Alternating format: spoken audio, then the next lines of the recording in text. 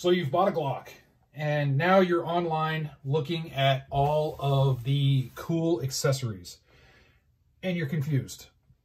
You're thinking to yourself, do I want to stay simple with this? Do I really want to go nuts with it and just upgrade and do all kinds of different things with it? And, you know, the choice is up to you. I'll start this video off by saying, just remember, this is my opinion. And, you know, you work for your hard-earned money, and you're free to spend it however you want. So if you want to spend a few grand and turn the Glock into just a customized blaster, do so, because those things are cool. Those things are really cool. I do dig the Glocks that have been, you know, their slides recontoured, the stippling, the comps, different barrels, all that stuff, red dots, all that cool Gucci gear. That's really cool stuff. I like it. But what this video is looking at it from a practical point of view. If you're really looking, how do I need to customize this to make it work practically for me and to save my budget, so to speak, a little bit. So you already spent $500, $600, $700 on the Glock in the first place. So maybe you don't have another $1,000 or whatnot to spend to really tune it, so to speak, to run perfect for you. So first off, changing the internals of a Glock. I don't do it. If you're looking from a practical point of view, there's no reason to change any internals at all from the gun. Get out and shoot it a few times, and you'll be just fine. I see no need to change the trigger springs, no need to change any of the geometry of anything inside. Leave it alone. No need to change out the guide rods, none of that. Just leave it alone as it comes from the factory. That's in my opinion. Same with the barrel. No need to change the barrel out. These barrels are extremely accurate. These guns are extremely accurate. So just get out, try out some different types of ammo. One thing you'll notice as you shoot enough, that sometimes different ammo will print slightly different on said gun. It just depends on what you're running. It is what it is, and it has nothing to do with the consistencies of the gun. It just has to do with inconsistencies between different ammo manufacturers. And keep in mind, factory ammo, especially just lately with the ammo crunch and just the factory putting out as much ammo as possible, you may see some inconsistencies. That's just the way it is. QC isn't perfect. If you want perfect consistencies between ammo, then you'll probably have to get into the reloading game or get some premium ammo. So don't change the barrel. Don't change the innards of the gun. Leave it alone. Now we're going to come up to sights. Should we change the sights on the gun? You can. If you got one of the Glocks that has just the plastic sights on it, I can't stand those things. I don't know why Glock sells their product with those sights. I would just tossed them a long time ago and just at least put, if not night sights, just put metal sights on the dang thing. So yeah, if you want to change those out, just keep it simple. And there's a lot of sight manufacturers out there. But one thing I suggest is just look at the specific model of Glock you're going to buy in the first place. An example right here is this Glock 17 Gen 4 has Glock night sights on it. They're metal. So no need for me to swap anything out. I still can if I want to later on down the line, but there really is no need. I have metal sights that will last me for a very long time. Glock factory night sights are very durable. They're going to hold up. Same with this 19X. This 19X has the night sights as well from Glock, same thing. So no need for me to change anything. I did that knowing that I can't stand the factory plastic sights. So by just making sure I bought a good Glock configuration straight from the factory, there you go. So make sure you have good basic sights. Get the Glock models that have the sights on them. There's also some Glocks out there that are sold with different packages. I've seen Glocks 19s and 17s and whatnot sold with like the Trigicon HD sights as like a package and whatnot. And those are really cool. So if you can stumble onto that, that's a cool deal as well. And you're buying it as part of the original gun purchase, so there's no need to worry about it later on, if you get my drift. So let's walk down from the sights. Let's talk about a light. Yes or no? Well, that's up to you. But we do spend half of our time in the darkness, so if you're looking for a practical upgrade, then I suggest throwing a light on the gun. Now, with that said, I'm not saying to throw any light on that gun. There are a lot of inexpensive lights out there. Some work well, some don't. One thing I've noticed, though, is if you go with a well-known brand that's already proven itself in the military and law enforcement realms, you're going to do a lot better. There's a lot more consistency with those brands. This right here, these are both Streamlights. I like Streamlights. Surefires are awesome as well. They just hit a little bit harder in the pocketbook, or wallet or credit card or whatever you're carrying. So Surefires, they're more expensive, but they're awesome. The Streamlights, they work. I like the manual of arms with the Streamlights, and they're a little bit more priced within my range that I can afford and justify. So I go with the Streamlights. Also with the lights, which I'll talk about later, there's a lot of good consistency with holsters and whatnot, and I think that's really important when you're setting up your gun. So go with a good light. Do you need a light? No.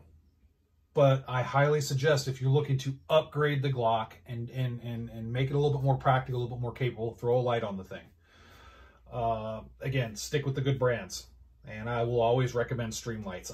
I seem to always have luck with Streamlights. And in fact, I run Streamlights on most of my guns, long guns included. There's a few that have some different lights on it, but not much. So we got the light taken care of. And just as you know, there's not a specific, you can see here, this is more of a full size. This is a TLR1HL on this, but I have a TLR7A on the Glock 19. And that's just because it kind of, I wanted something that flowed a little bit better with the lines. Still a very capable light, but just something a little bit smaller just for this package. This is just preference. So you have a little bit of leeway. You don't need to have one specific style. Just kind of look and see what they got out there and go from there. So let's talk about stippling.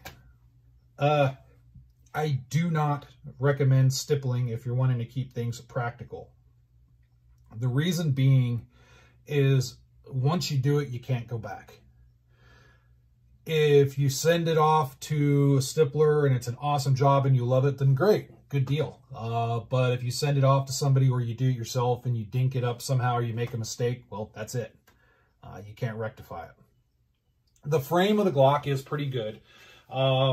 Is it a little bit slickery at times? Sure, it can be, just depending on the model. If you got a Gen 3 or Gen 2 or something like that, it's a little bit more slippage than, let's say, a Gen 4, Gen 5. It just depends on what you got. But if you're really looking to increase the grip on the gun, what I suggest is just getting the grip tape, just like I see here. This is from Talon Grips. And this is that really aggressive, like that skateboard style grip. And $20 each gun. This also doesn't modify the gun permanently in any way. So if later on, if I'm not digging the grips anymore, if I want to go something maybe more rubberized because I want to carry it, or I just want to take it off because I want to maybe conceal carry these guns, I can. It comes right off. It doesn't leave any residue. And you can always buy more to put back on. Now, as far as longevity, how long do these grips last? It depends on how hard you use them. From what I'm gathering, you can get about a year out of it of good use, and then the grips are just going to wear down because they are just stick-on grips. You can even go multiple years. It just depends on how much you use your gun. And in the end, it's a $20 deal. It's about the cost of ammo these days for a box of 9mm. So you're going to get grips that really lock the gun into your hand. It's going to give you everything that a stippled custom job would do, but for 20 bucks. And as your tastes change or your roles change for the gun later on, you can take this off and go a different route, and you don't have to worry about, you know, permanently altering your investment. So I really, really recommend just getting wraparounds. And they're pretty sturdy. They stay on. I've had these on for a little bit, and I've used them a little bit, and I had no issues at all. So moving down from the grip, let's talk about Magwells. There's a decent amount of Magwells out there. The Magwells, you can run from inexpensive to really expensive. And you have to look at, well, what are you doing with the gun? If you want to keep it practical, sure, a Magwell is a good thing to have, as long as you don't get too gaudy with it, in my opinion. This has a Magwell from Strike Industries. This is about a $20 part. It's just a polymer Magwell, works really well. And this doesn't. I kept the Magwell off of this, and this, mainly, it's a Glock 19X. It has a different style factory Magwell on it anyway, and I just decided I'm not worried about it on that gun. But for this one, I wanted to throw a Magwell on it, but I didn't want to spend money. So Strike Industries, 20 bucks. It's pretty solid. It works really good. It just helps with it. Do you need a Magwell? No, but a Magwell does help. There is a noticeable difference, especially if you're reloading on the move, reloading in different confined positions. The Magwell does help a little bit. This Strike Industries Magwell right here, it works, but it's not overly gaudy. It's not a huge metal piece. It doesn't take up a lot of space. So good to go. So Magwells, it's up to you. But if you're going to do one, I suggest just keep it simple, keep it clean, just like the Strike Industries. And you'll find that it works good for you. You don't need a big, huge Zev Technologies or whatever on this huge, gaudy Magwell on your gun. Moving down, extended magazines. So, of course, laws will vary depending on where you're at, and that sucks because I think the Second Amendment is the Second Amendment, and gun laws are infringement on the Second Amendment. I don't care what anybody else thinks about it. That's just the truth. Extended magazines. This is one of the best ways to increase the capability of a gun, especially if you're using it in a home defense role. The reason I say that is because typically in home defense, you get up in the middle of the night, you go to investigate, you grab your trusty Glock, and you get ready to rock and roll. There's a good chance you're going to leave your bedroom if you need to move forward. I'm not saying that's always the best choice, but if you need to move forward, you're going to move forward with what you have on the gun. It's better. 17 rounds is good, but this particular Magwell, 23 to 24 rounds, if I got one in the pipe, 24 rounds is better. So just keep that in mind. If you're going to go with the, not Magwell, the magazine extender, if you're going to go with the magazine extender, make sure it's a good quality. There's a lot of products out there that give good quality stuff. One thing I like to look for is people that sell whatever product you're getting, look at how it mounts. Is it a nice secure mount? Like right here, you can see it's a very secure mount on the magazine. And does it come with an extra power spring? I like the companies that provide that extra power spring because you have more space. You need a little bit more power on your spring to make up for that, to make sure it stays reliable. So I look for that as well. This is Strike Industries right here. I do like a lot of Strike Industries stuff. Not everything, but I do like a good amount of their stuff. I think it's pretty cool, pretty inexpensive. And I have these on a lot of my Glock magazines right now. Again, really effective, practical upgrade. Now, of course, if you're concealed carrying, maybe not so practical. So again, if you're going to change things around, you know, just kind of look at that. But for a gun that you might have for an all utilitarian type use, kind of a jack of all trades, at least having a few magazines with an extender on it, a good quality extender, is a great thing to have. So now we got that stuff out of the way, right? But we're not done with the video yet, because now we're going to delve into the crap that people don't think about. And it's kind of, you know, needed accessories to have with the gun. People tend to focus on this right here. They throw the lights and they throw everything on here, which is cool, and they do all the stippling and all the things.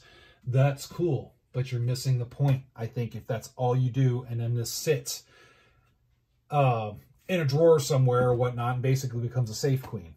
If that's what you want to do, cool, right on. I have some safe queens myself, but we're talking the practical side of the matter here. So, number one thing, the number one accessory, and I honestly don't care what brand it is, as long as it shoots well. That is ammo. Ammo, ammo, ammo. I don't care what your preferred brand is or whatnot, but get ammo. Get ammo to shoot the thing. I know it's kind of hard these days with the cost of everything else, but people have these fancy guns and they look really cool and they're great for Instagram and great for YouTube, but they're not training them. They don't have the ammo. Get out there and focus on the ammo. I would even say this is one of your best accessories for the gun. The gun can't run without it. So in lieu of getting all the super fancy stuff, you know, make sure you have ammo first. Make sure you have a decent amount of ammo. It's really important because when you become a gun owner, and I'm preaching to the choir here for most of the people that watch my videos, but for some that are new, that might be here that are new, when you become a gun owner, you take on some responsibility. And you need to get out there and train. You need to be responsible. You need to be proficient with your chosen firearm, and that takes ammunition. Also, you figure out with ammunition, is the firearm reliable? If you get out with hollow points, you figure out which performs the best for you. So ammunition is probably the best accessory. Now I'm going to grab here another accessory that people don't think about. At least I don't see a whole lot here in YouTube land. And forgive me here, I just got to grab it off my shelf here. So give me a second to do that. And that is this right here. A holster. A good holster.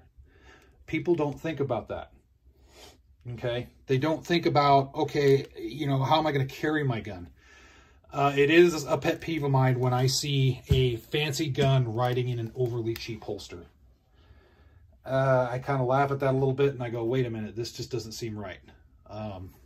Get a good quality. This is a Safariland, a good quality holster for your gun that locks your gun in, that you carry with a decent belt, extra magazines, all that good stuff. So that way you can actually carry the thing. And I know some of you might be looking, the people that have good vision looking, going, oh, wait, he carries Condor. I thought he said good quality.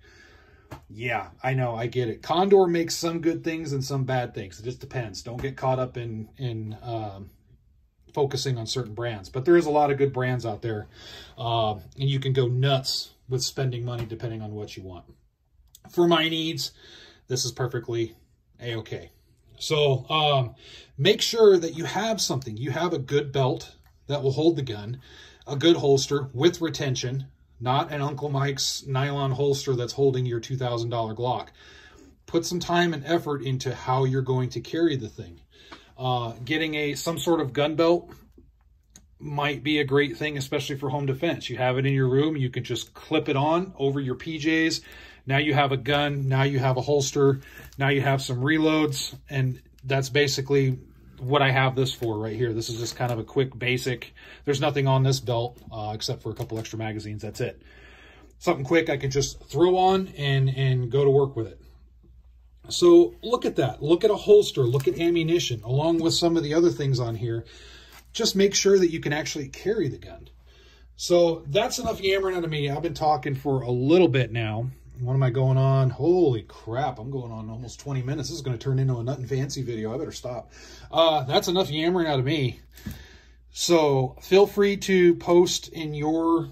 you post your opinion in the comment section below, as always. I like it when you guys post your opinions. It doesn't matter if I agree or disagree. I want to see those things. I want to see them. It's really cool. So that's enough talking out of me. Post what you think is great as far as practical accessories and upgrades for your Glocks. And I hope everybody is just, you know, the biggest thing, guys and gals, turn off the news. It's really important right now. Turn off the news, disconnect for a little bit, and get out, enjoy nature, go barbecue, do some stuff like that.